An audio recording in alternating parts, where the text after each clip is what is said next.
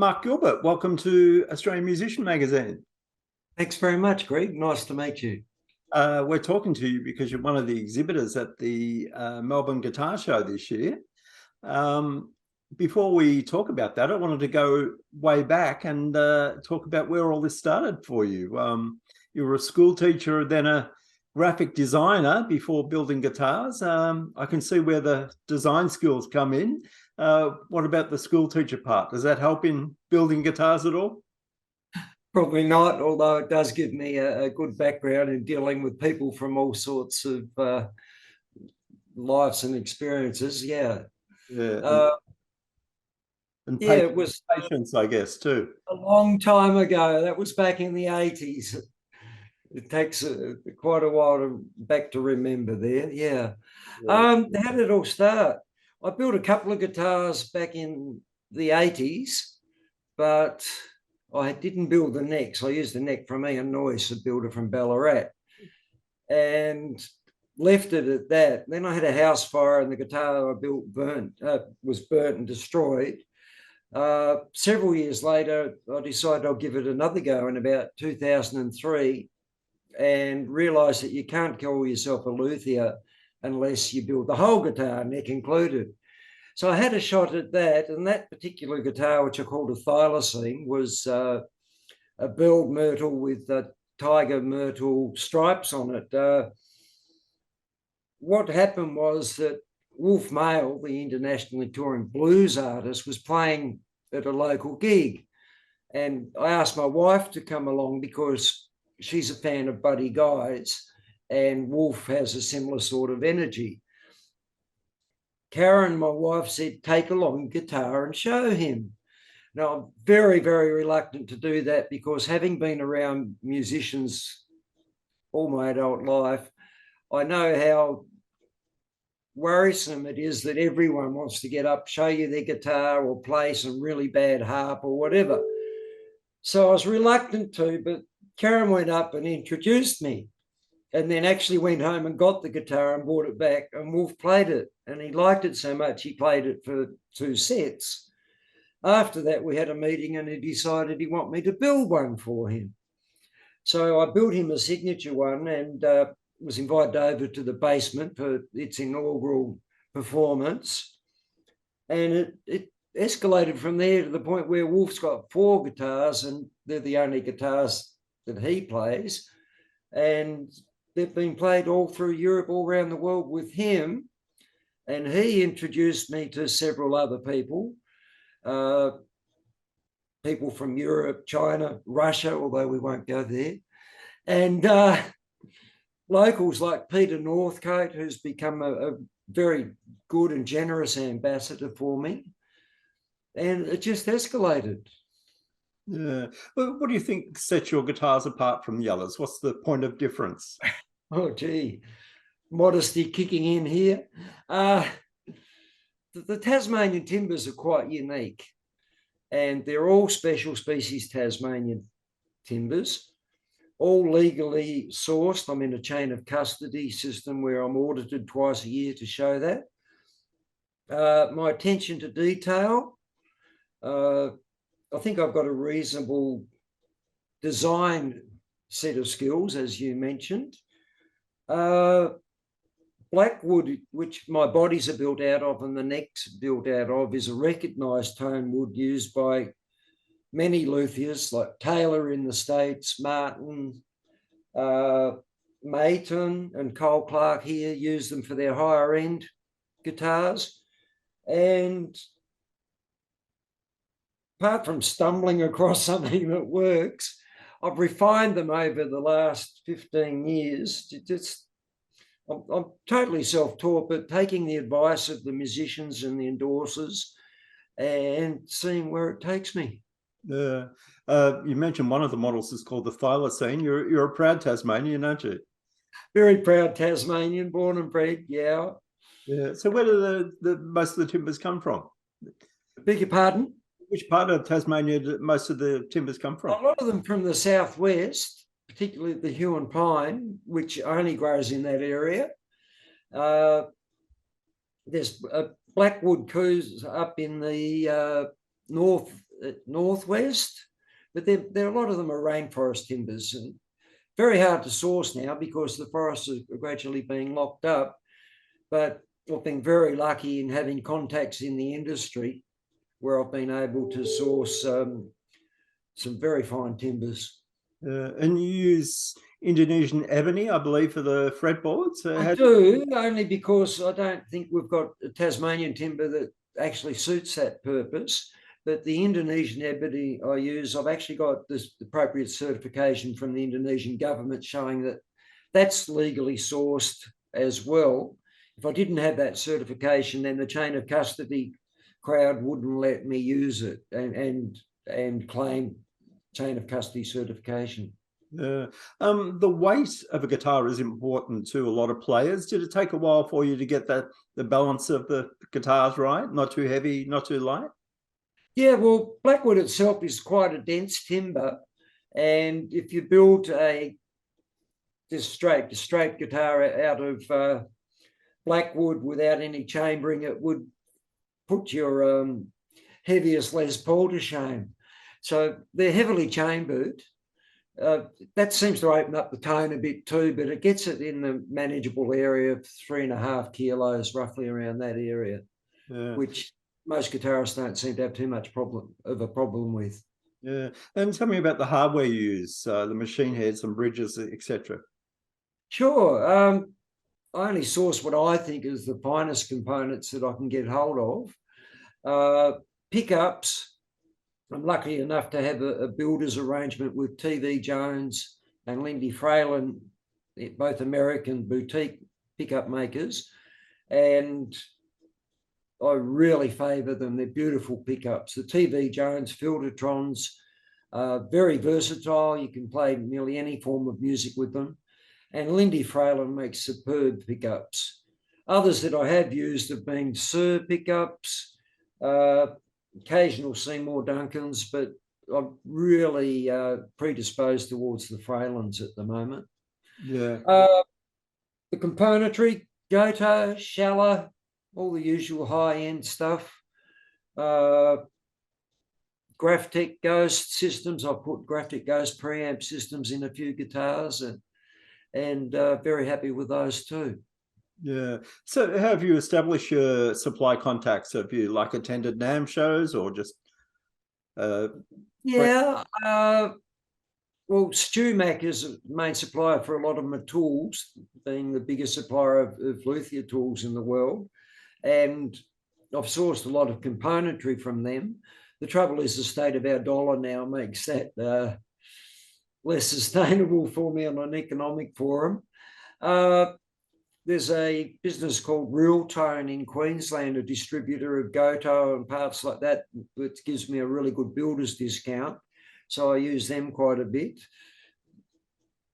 Gumtree, eBay, anywhere really, but a bit of bargaining and trying to get the price down, which increases my margins. But yeah, generally they're high quality parts, European and German.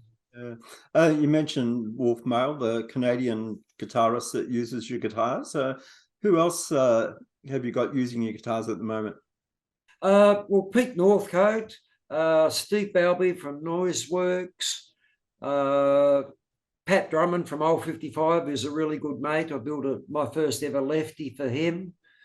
Locally, we've got a few legends which you probably wouldn't know back there in Melbourne, but there's a guy, Billy Whitten, is virtually an icon of the Tasmanian music scene. There's an Indigenous artist called Billy Warner, who played a lot of the national concert circuits in the 80s, but has moved down to Hobart. He's very good. Yeah, it's built up. Tommy Chung is a top player in Hong Kong. Professor Richard Smith, who recently did an awesome promo video for me, has been chair of guitar at the University of Southern California. He's a tenured professor, so they can't sack him, which is a pretty good position to be in. He's in the smooth jazz genre and has had several hit albums in that genre.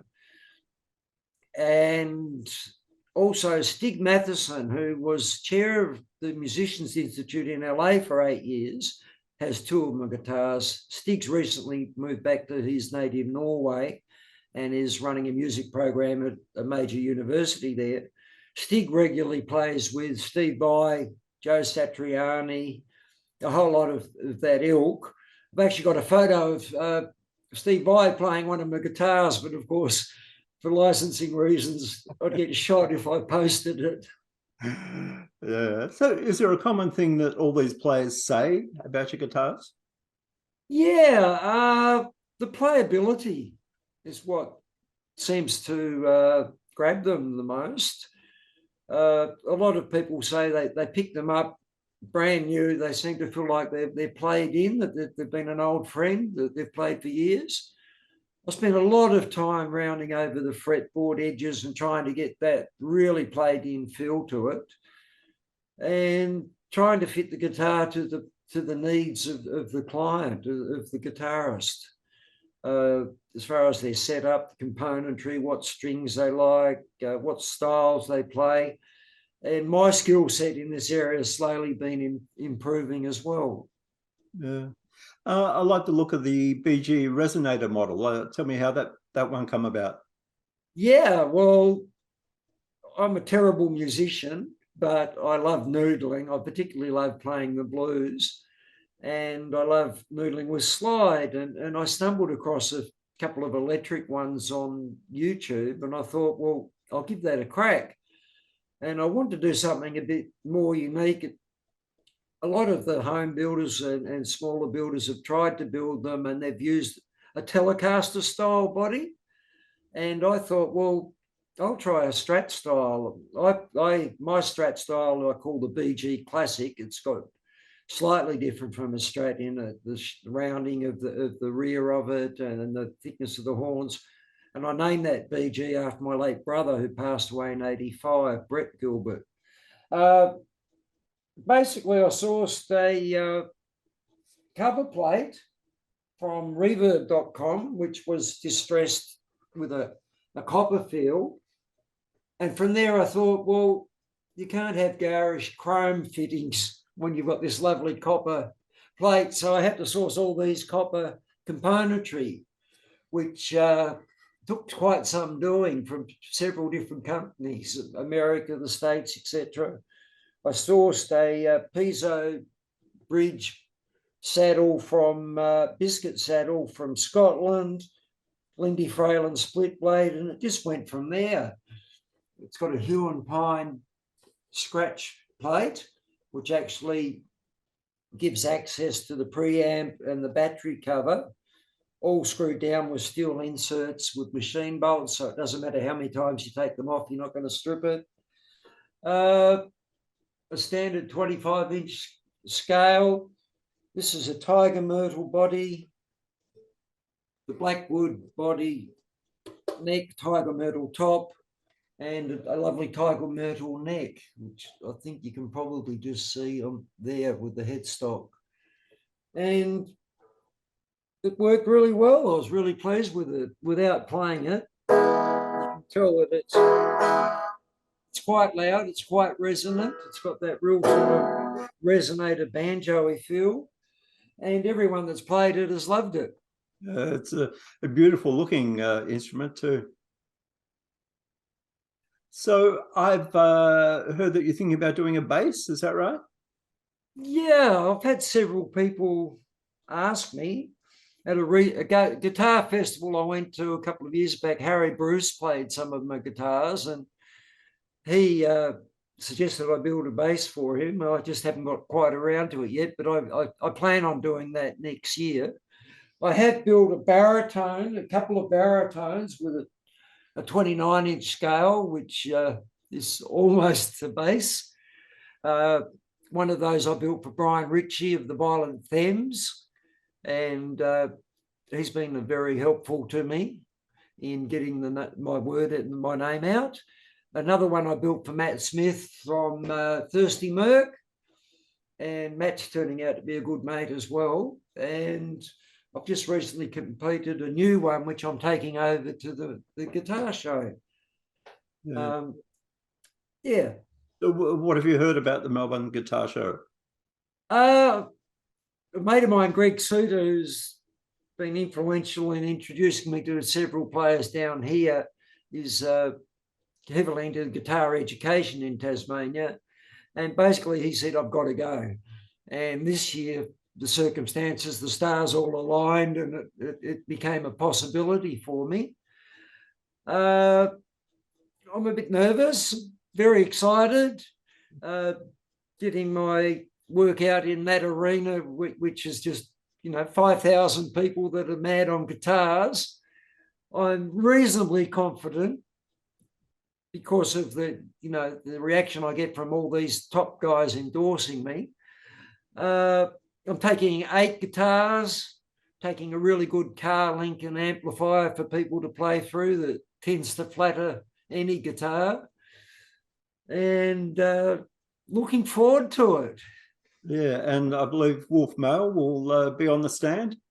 Yeah, Wolf's generously flying down from Sydney on the Saturday and to demonstrate and to talk to people about my guitars and the experiences he's had playing them overseas and nationally, and very generous of Wolf to do that.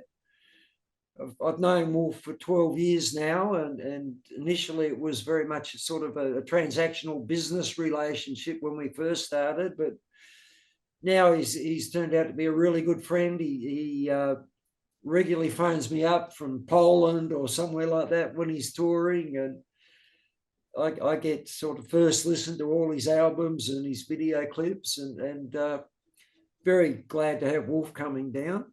Yeah. So what's the grand plan for Mark Gilbert Guitars? Well, my wife and I own a promotional business, Gecko Promotions, which has been going for about 12 years in Hobart, and we've got a good name for ourselves, and we have a comfortable existence.